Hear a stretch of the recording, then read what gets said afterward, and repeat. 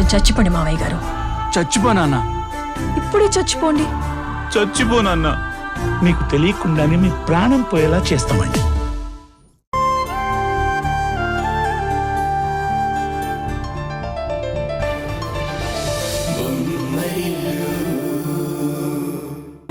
చెప్పు హారిక. రేపు మార్నింగ్ ఎన్నింటికి ఇంటికి వస్తున్నావు? ఓ 9:30, 10 లోపల వచ్చేస్తాను. ఇంతకీ నువ్వేం చేస్తున్నావు? ఏం చేస్తాను, రూమ్లో కూర్చొని బాధపడుతున్నాను. బాధపడుతున్నావా? ఎందుకు? ఎందుకంటే ఏం చెప్తాను, రోజు రోజుకి నా వెయిట్ తగ్గిపోతుంది. వెయిట్ తగ్గిపోతుందా? వెయిట్ తగ్గడం ఆరోగ్యానికి మంచిదే కదా. డైట్ చేస్తున్నావా? వెయిట్ తగ్గడం అంటే నా వెయిట్ కాదు, ఇంట్లో నాకు నా మాటకి వెయిట్ తగ్గుతుందని చెప్తున్నాను. అంటే నాకు విలువ లేకుండా పోతుంది అంటున్నాను. ఓ అదా నీ కవి హృదయం. అయినా అంతగా నీ విలువ తగ్గేంతగా అక్కడేం జరిగింది? ఇంట్లో ఉన్న నాకన్నా బయటెక్కడో ఉన్న చిన్న కోడలకే అత్తయ్య గారు విలువిస్తున్నారు.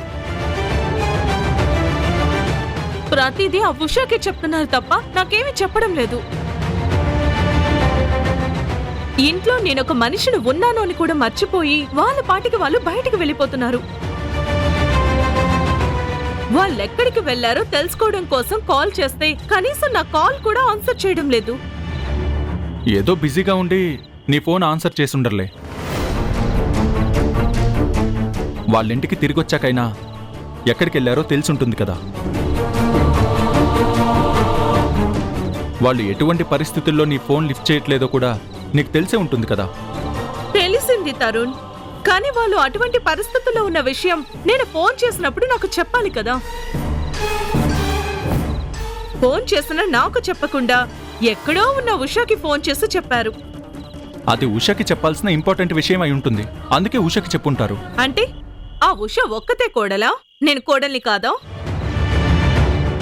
మామయ్య గారికి హెల్త్ బాలేని విషయం ఆ కోడలికే చెప్పాలా, ఈ కోడలికి చెప్పకూడదా? నాన్నకి హెల్త్ బాలేకపోవడం ఏంటి? అసలు ఏమైంది? అంటే మైల్డ్గా హార్ట్ స్ట్రోక్ వచ్చింది. హార్ట్ స్ట్రోకా? ఇప్పుడు ఎలా ఉన్నారు? ఏ హాస్పిటల్లో ఉన్నారు? కంగారు పడకు తరుణ్, హాస్పిటల్ నుంచి డిశ్చార్జ్ అయి ఇంటికొచ్చారు. ఇప్పుడు బాగున్నారు, చక్కగా మాట్లాడుతున్నారు. థ్యాంక్ గాడ్, గండం గడిచిందన్నమాట. మామయ్య గారు అటువంటి పరిస్థితుల్లో ఉంటే ఆ విషయం ఇంట్లో ఉన్న నాకు చెప్పలేదు, దూరంగా ఉన్న నీకు చెప్పలేదు. కానీ ఆ ఉషాకి మాత్రం ఫోన్ చేసి చెప్పారు. ఇది ఈ ఇంట్లో మనకిస్తున్న ఇంపార్టెన్స్.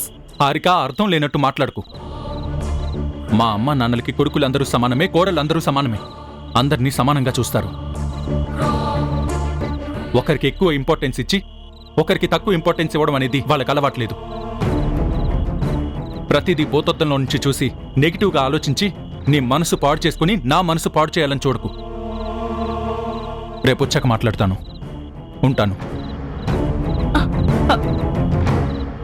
ఈయనే మొగుడండి బాబు, పెళ్ళం మాట వినకుండా అమ్మ నాన్నలకి ఇంపార్టెన్స్ ఇస్తాడు. ఈయన ఇలా ఉన్నాడు కాబట్టే ఈ ఇంట్లో నా పరిస్థితి ఇలా ఉంది.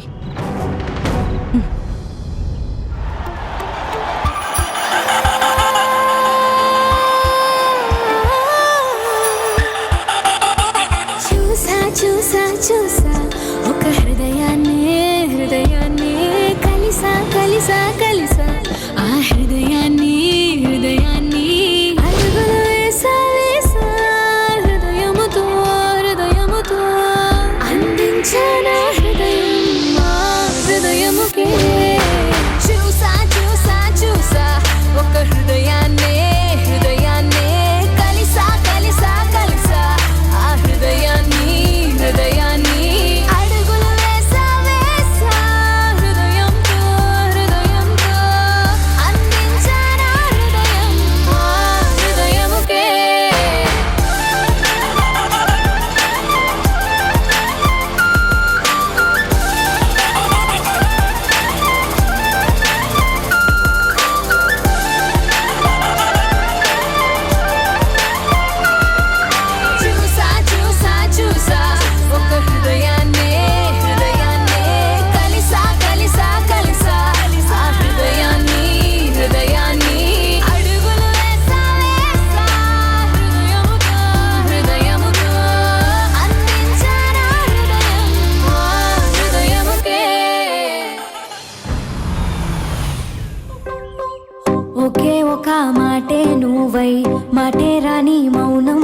నువ్వై మౌనానికే రూపం నువ్వై నన్నే చేరావే నాకే నచ్చే కోపం నువ్వై కోపం తెచ్చే కోరిక నువ్వై కోరికలో నా చేరిక నువ్వై నన్నే నీలా మార్చేసావే నిన్ను నిన్నుగా ప్రేమించనా నన్ను నన్నుగా అందించనా అన్ని వేళలా తోడుండనా జన్మ జన్మల జంటవనా ఒకే ఒక మాటే నువ్వై మాటే రాని మౌనం నువ్వై మౌనానికే రూపం నువ్వై నన్నే చేరావే నాకే నచ్చే కోపం నువ్వై కోపం తెచ్చే కోరిక నువ్వై కోరికలో నా చేరిక నువ్వై నన్నే నీలా మార్చేసావే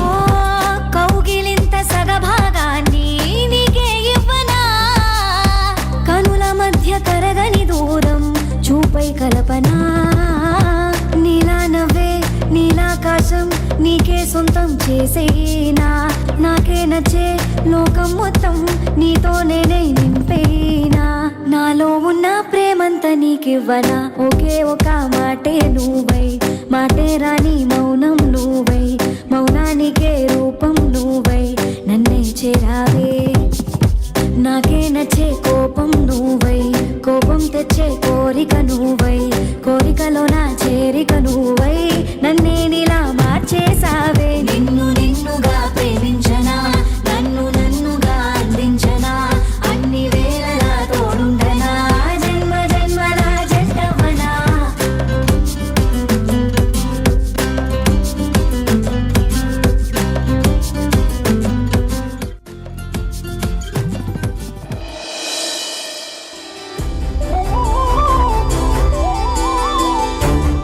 థ్యాంక్ యూ సో మచ్ ఎందుకు? నా కోసం ఇంత టైం స్పెండ్ చేసినందుకు అఫ్ కోర్స్ మీరు ఇంత టైం స్పెండ్ చేసింది నా ఒక్కదాని కోసమే కాదనుకోండి నా కడుపులో పెరుగుతున్న మీ బిడ్డ కోసం కదా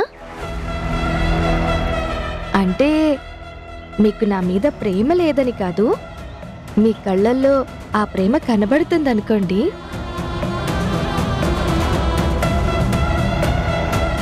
ఏదో అడిగాను కదా అని ఒక డ్యూటీ చేసినట్టు కాకుండా ఫీల్ అవుతూ నాతో స్పెండ్ చేశారు అందుకు నాకు చాలా హ్యాపీగా ఉంది కానీ